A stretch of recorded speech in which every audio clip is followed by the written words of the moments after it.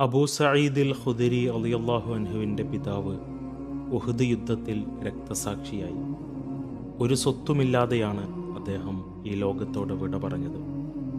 കഠിനമായ ദാരിദ്ര്യം അനുഭവപ്പെട്ട പിന്നീടുള്ള ദിവസങ്ങളിലൊന്നിൽ അബൂ സഈദ് റളിയല്ലാഹു അൻഹുവിനോട് അദ്ദേഹത്തിൻ്റെ ഉമ്മ പറഞ്ഞു, മോനെ, റസൂലിൻ്റെ സന്നിധിയിൽ ചെന്ന് നമുക്ക് വല്ലതും ചോദിച്ചു നോക്കൂ.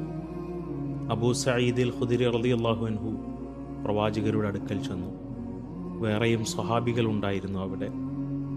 റസൂൽ ആ ചെറിയ സദസ്സിനോട് സംസാരിക്കുകയാണ്.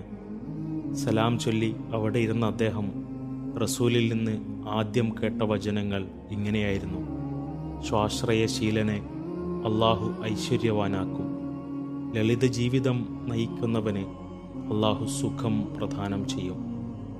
അന്ന് ഒന്നും റസൂലിനോട് സംസാരിക്കാതെ അദ്ദേഹം തിരിച്ചു പോന്നു.